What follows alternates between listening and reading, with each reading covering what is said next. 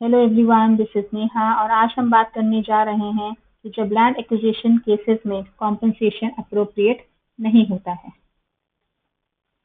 तो ये वीडियो मेरे पिछले वीडियो के कंटिन्यूशन में है जहां हमने बात की थी कि rehabilitation is not a fundamental right.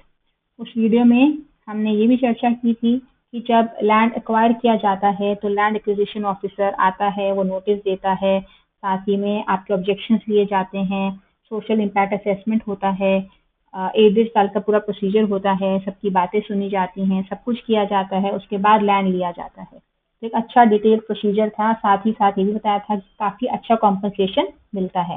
लेकिन मान लीजिए कि लैंड ओनर सेटिस्फाइड नहीं है, उसको लगता है कि जो कॉम्पनसेशन उसको अवार्ड मिला है वो सेटिस्फैक्ट्री नहीं है।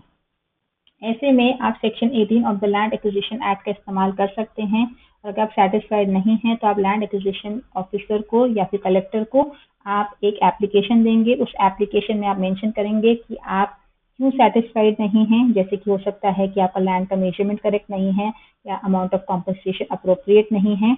और ये एप्लीकेशन आप जिस दिन अवार्ड मिलने वाला है उस उस दिन अगर आप प्रेजेंट हैं तो उसके 6 हफ्ते के अंदर अंदर दे देंगे, एप्लीकेशन सबमिट कर देंगे। और अगर आप उस दिन प्रेजेंट नहीं हैं तो 6 महीने के अंदर अंदर आप ये कलेक्टर को ये एप्लीकेशन सबमिट कर देंगे। ऐसा करने से क्या होगा, जो कलेक्टर है आपका जो केस है वो रेफरेंस कोर्ट को आगे फॉरवर्ड कर देगा। अच्छा, ऐसा भी होता है कभी कभार कि रेफरेंस कोर्ट के पास जब केस जाता है तो रेफरेंस कोर्ट भी बहुत अच्छा कॉम्पनसेशन ऑफर नहीं कर पाते हैं। ऐसा क्यों होता है? देखिए, उसके बहुत सारे रीजंस हैं। मैं आपको पहले ही बता दूं कि सुप्रीम कोर्ट का जो लीगल प्रिंसिपल है वो ये है कि जो हाईएस्ट बोनाफाइड सेल हुई है उस एरिया में, उसके हिसाब से जो है कॉम्पनसेशन मिलना चाहिए। लेकिन जो रेफरेंस कोर्ट है वो ऐसा नहीं कर पाते। वो क्या करते हैं कि जितने भी सेल्स हुए हैं, मल्टीपल सेल डीड जो हैं, उनके हिसाब से वो एवरेज आउट करके जो एवरेज बनता है वो निकाल के कॉम्पनसेशन वो दे देते हैं। ये एक्चुअली लीगली इनकरेक्ट है। ऐसा वो क्यों करते हैं? क्योंकि उनको लगता है कहीं ओवर कॉम्पनसेशन ना हो जाए, या किसी एक पर्टिकुलर बंदे को बहुत ज़्यादा कॉम्पनसेशन मिल गया था तो हो सकता है कि वो मैनिपुलेटेड हो या स्पेकुलेटिव हो, तो ये ना हो कि हम गलत कॉम्पनसेशन बाकियों को भी दे दें। तो इसलिए वो क्या करते हैं, वो एवरेज आउट कर लेते हैं, जबकि ये जो मेथडोलॉजी है ये गलत है, ये लीगली गलत है। साथ ही में सुप्रीम कोर्ट का ये भी मानना है कि आप सिर्फ और सिर्फ हाईएस्ट बोनाफाइड सेल के हिसाब से नहीं देते हो, आप ये भी देखते हो कि उस लैंड का क्या पोटेंशियल है, कितना वो लैंड इतने अच्छे एरिया में है कि आगे जाके उससे कितने कितने ज़्यादा प्राइस बढ़ सकते हैं। ये सब कुछ कंसिडर करके मार्केट वैल्यू निकाली जाती है। इस पर एक केस भी है, अभी रिसेंट का ही केस है, Manohar and others versus State of Maharashtra. तो इसमें जो ओरिजिनल केस जो हुआ था, जो ओरिजिनल लैंड एक्विजिशन हुआ था वो हुआ था अर्ली 90s में। इसका जो कॉम्पनसेशन दिया गया, अवार्ड दिया गया, वो दिया गया 1994 में। अब 1990s में ये 10 सेल हुए थे और ये हुआ था विलेज जिंतूर में। 89 से 93 के सारे ये 10 केसेस हैं। इसमें जो हाईएस्ट जो अमाउंट जो हुआ था, हाईएस्ट सेल जो हुआ था वो हुआ था 72,900 पर एकड़ की। लेकिन जो लैंड ओनर्स हैं उनको कितना मिला, 10,800 पर एकड़ का।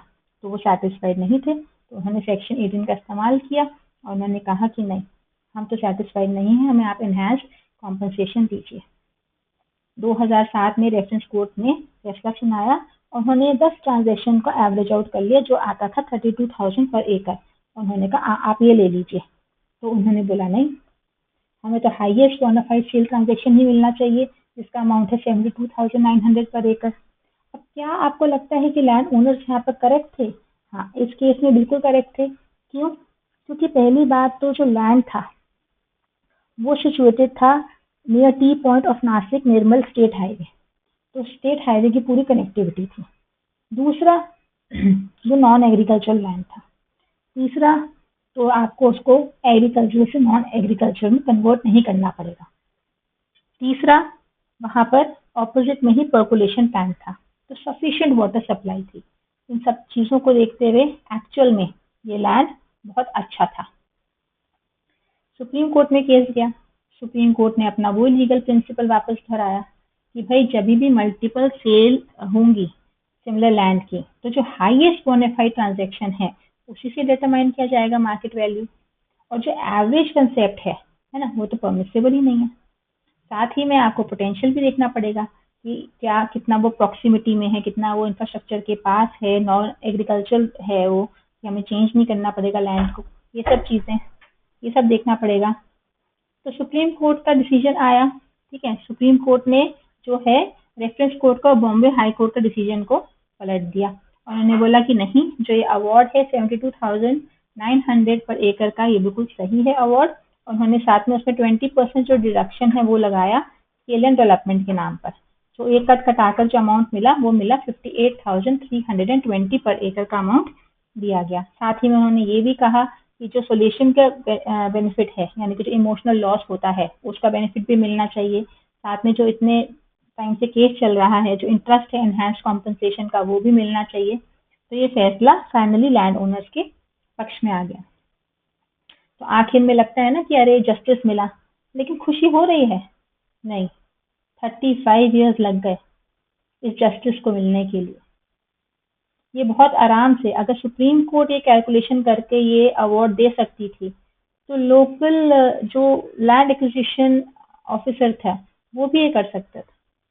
तो खैर, मैं तो इस केस में यही कहना चाहूंगी कि देखिए, लॉ में कहते हैं कि justice delayed is justice denied. तो अगर इतना समय, इतना टाइम, इतना एफर्ट लगाने से बेहतर होता कि जब ये लैंड एक्विजिशन ऑफिसर इतना रिसर्च वर्क करते हैं लैंड एक्वायर करते समय, इतने नोटिस भेजते हैं, इतना काम करते हैं, इतना सोशल इम्पैक्ट असेसमेंट करते हैं, तो थोड़ा इनको अच्छा खासा ट्रेनिंग भी मिलना चाहिए कि लैंड एक्विजिशन के टाइम पे कॉम्पनसेशन कैलकुलेशन कैसे की जानी चाहिए।